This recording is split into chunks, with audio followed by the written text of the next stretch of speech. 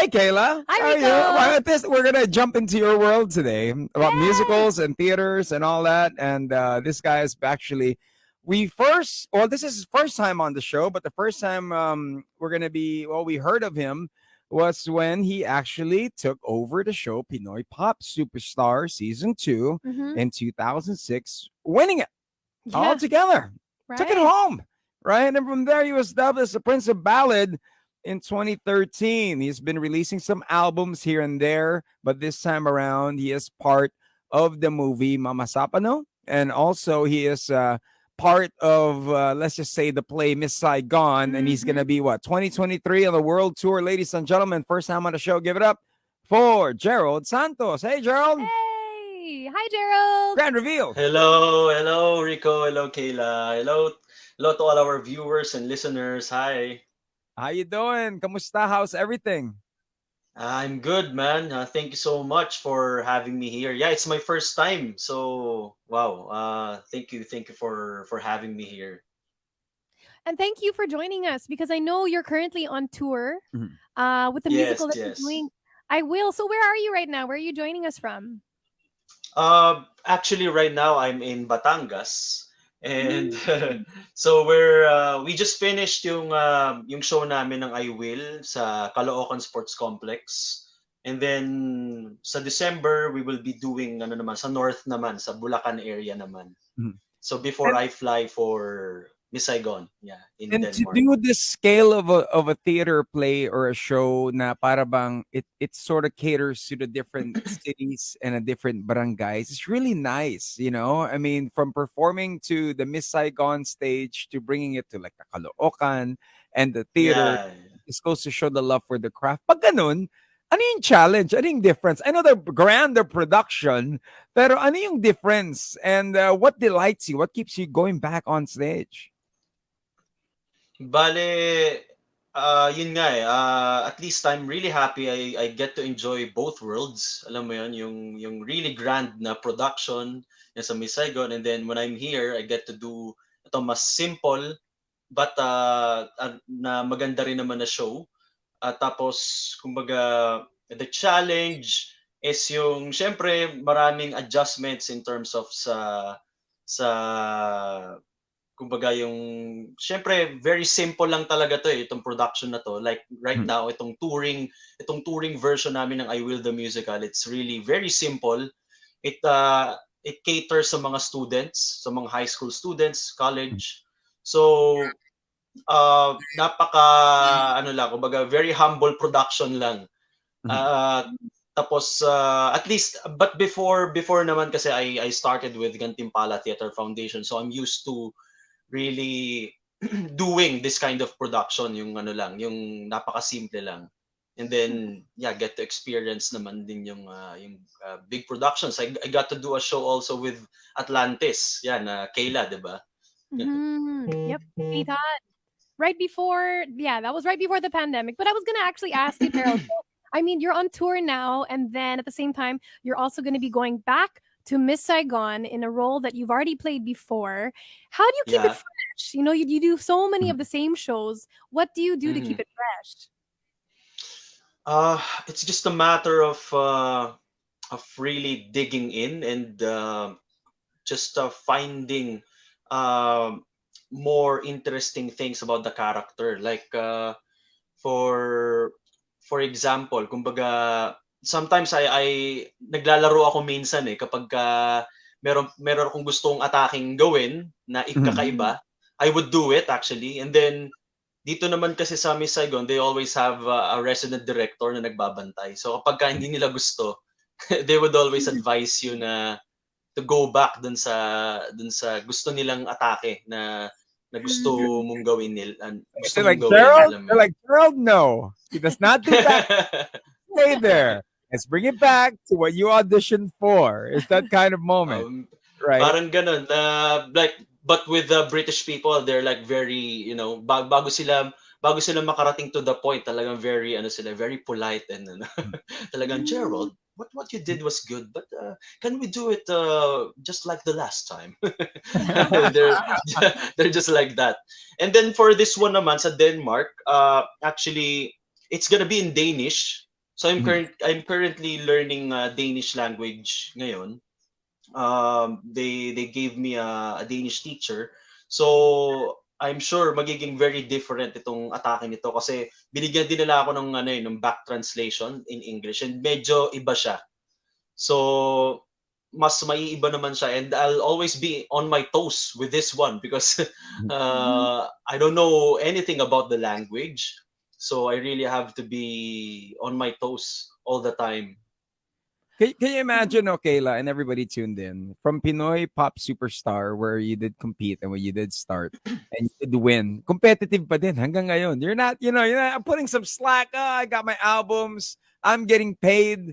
I'm on a chill. Nah, he likes to take on the challenge. But for you, man, when you were starting out, when you did join the singing contest, what were the Mhm. competition like? I mean, with you coming from Navotas, a humble singing school there, and then pursuing it Mm. to compete, how was the preparation like? Oh yeah, I'm sure Kayla can relate with this one because nag-competition din siya no. At that time I'm really lucky because I was very young. I Mhm. started when I was 15 years old. So really my goal was just to share the talent God has given me.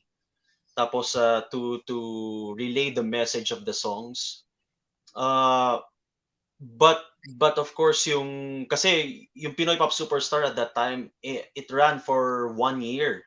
So you Mhm. really have to be always good din dahil weekly we do have mall shows, we do have mga Ipopromote mo tours yun eh, sa 'no? bayan-bayan. Yes, oo. Ipopromote mo Manual yung noon para kaming yes, we're right. like politicians at that time Mhm.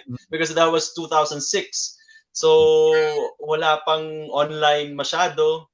So we have to do everything manually. So ito radio shows, we do radio shows weekly, magkakasama 'yan. So and kasama 'yon sa judging part actually Mhm. yung kasi natetest dun yung character namin, yung attitude namin towards work.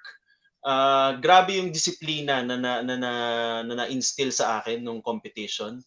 But I would say I enjoyed it generally kasi Mhm. I was just really having fun and I just want to sing. I just really wanted to sing at that time. Yun yung pakiramdam ko noon and but syempre nung nagiging intense na yung competition, lumalapit na yung grand finals, medyo may kaba na, kinakabahan na, yan na yung dumating na yung point na nagkakasakit ka because of the stress, dahil napapaisip ka din kahit bata pa ako noon. But I was able to pull it off. So I'm thankful about that. And of course, the show's product on season one, it was Sarah Geronimo, if I'm not mistaken, right? No, season one was Jonalyn Viray. Jonathan Veray. Pero Oh, before that, Yes. it was a Sarah Sarah. Geronimo, the Yes. Regine Velasquez show. I remember that. And that's like sort of Yes. a ang taas ng bar that you guys have to set. To be the next Sarah Geronimo. We're gonna na yung mga adult, Grabe, grabe. di Super, ba? super.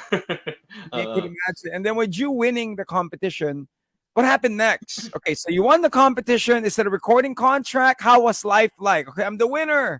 People lining up Mhm. in front of my house. How did life change for you from Mm. there?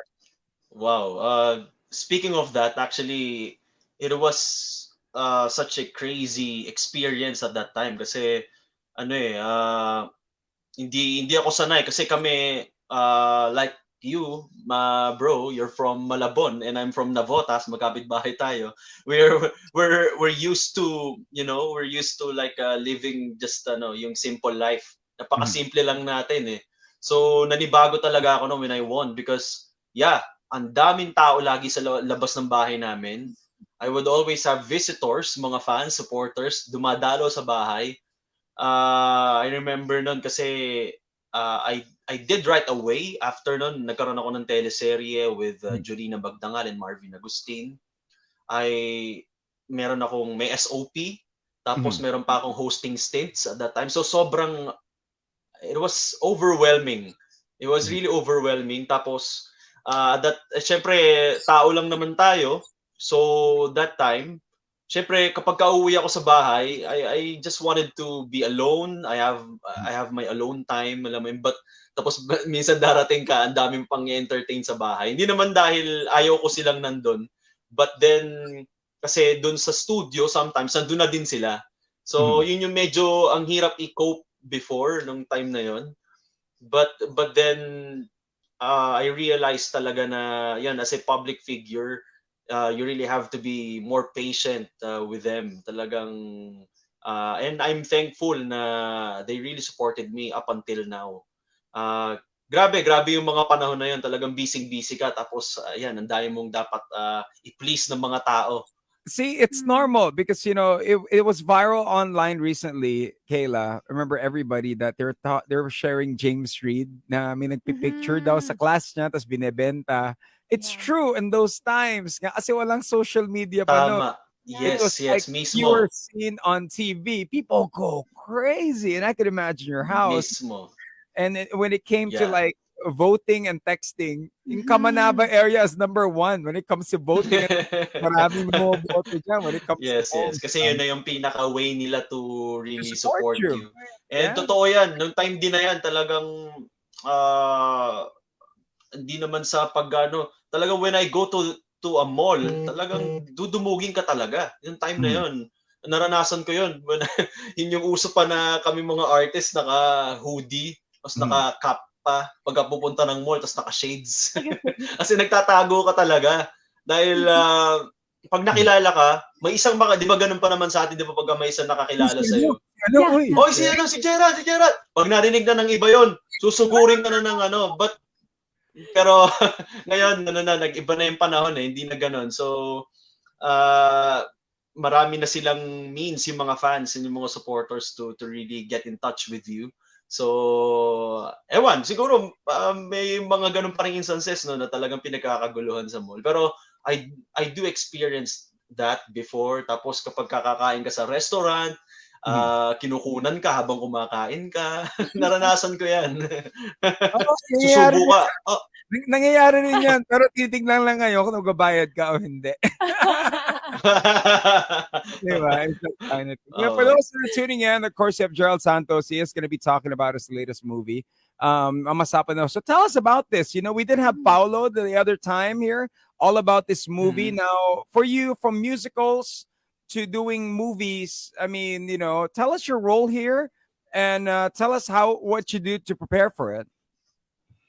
For this one, it's Masapano, Now It Can Be Told. It's part of our MMFF 2022, and so I'm really honored and privileged to be part of this movie. So I hope ay masuportahan yan ng lahat ng mga viewers and listeners natin sa December 25. So for this one, I play the role of Christopher Lalan. He's the lone survivor of SAP 44. Lone survivor siya kasi dalawang companies, dalawang battalion yung sumugod dun sa Mamasapano for that operation. And Christopher Lalan is the lone survivor of dun sa 55th Special Action Company, dun sa pangalawang battalion. So siya lang yung lone survivor, and he got to tell yung story kung ano yung nangyari. But then the main character is yung character ni Edu Manzano. He plays the role of General Benjamin Magalong. Ayun, siya yung nag-narrate and nagkikwento nung mga nangyari, because this movie is about the BOI report na ginawa niya at that time, yung Bureau of Inquiry. All right, so we're gonna take a look at the ad. All right, we're gonna take a look at the trailer for the movie online on air. We're gonna play you guys a song. Coming up, for those that are tuned in, more of Gerald Santos. Is he dating somebody? What's next in store for him, especially for 2023? Keep it locked in here on The Monster. All right, let's check out the trailer. Here we go. We are checking out the trailer for the movie. Mama Sapano, of course, December 25th is when this movie is coming out.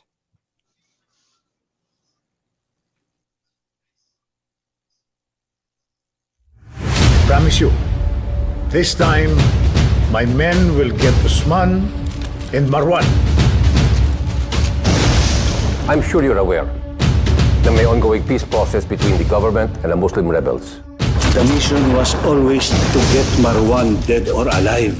Bulabog na natin ang buong Mama Sapano. May mga hostile sa inyo! Unfortunately, paglabas ng mga bata natin doon sa Lunganya, doon na nagka-leche-leche ang lahat. Pero ang gusto naming malaman sa'yo is why our men were not able to get out of there alive.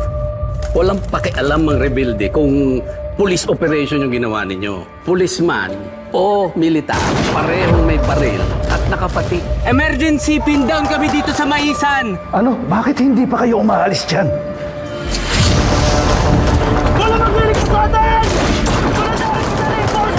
No order means a stand-up. He made the choice to have those men die. Hinayaan mo kaming maubos dahil mas importante sa iyo ang peace process mo. Dismayado ang Pangulo sa findings ng BOI report na nagsasabing malaki ang pananagutan nito sa malagim na pagpaslang sa SA-44 sa Mamasapan ng Maguindanao at ang malalim na sugat na iniwan nito sa liderato ng PNP. From sunrise to sunset, the SAF were target practice for the rebels. Magsisiyan na lang po tayong lahat na nandito ngayon. Huwag lang po natin sisisihin ang mga taong nagbuwis ng buhay nila sa mamasapan mo. Justice is all that I ask for, not only for my husband, but for everyone who fought and fell.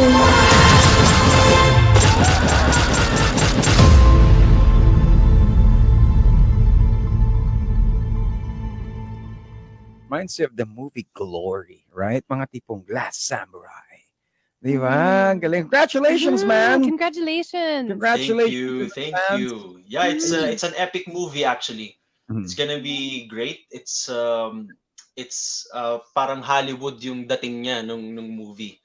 And I'm sure our audiences missed itong ganitong klaseng movie, yung action. So they get to see this on December 25, di ba? All right, so we'll get everybody for the invites. Here we go. We'll go back on the radio, but online, we're forever on. Hello to all your fans. Here we go. Hello everybody. Hello to my team, Gerald, Santos. Hello. Thank you so much for tuning in. Gerald Santos joining us. Of course, so many fans of his that are here. They're joining us online, but we did get to see the trailer of the movie Mamasapan. You know, pag mga project na nga niya, ano takeaway mo for you when you did the role, when you did the movie? Is there more future roles like this for you? Are you going to be in John Wick 4? Is that what's the next one? Actually, the kid in me, gusto ko talaga even before mag-action. Parang action star, di ba? Yung mala Robin Padilla, alam mo yun, yung mga napapanood mo before, mga Rudy Fernandez, yung mga So if mga ganun, no? Yeah. Nardong Putik, ganun mga roles. Nardong Putik, mga Cesar Montano, mga ganun. So, well, I would love to do more of this kind of movies, if given the opportunity. Actually, itong movie opportunities, pumasok lang siya nung mag-pandemic. Nung mag-pandemic, I got to do a movie with Claudine Barreto nung 2020, with Buracha Film Productions also. So I'm really thankful for the opportunity that they gave me, and ito for the second time binigyan uli nila ako tong Mamasapano.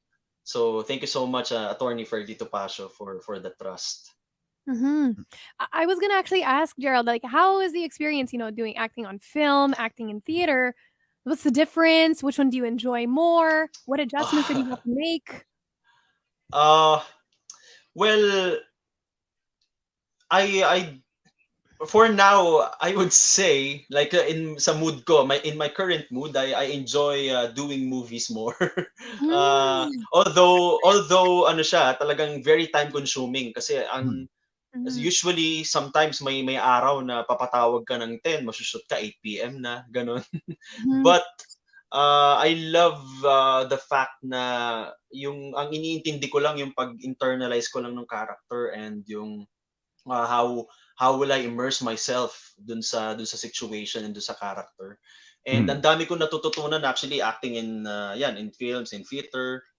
I remember noong 2020 when I did the movie with Claudine Barreto, ang director namin dun si Direk Joel Lamangan, na kilala naman natin ang reputation ni Direk Joel, talagang very strict.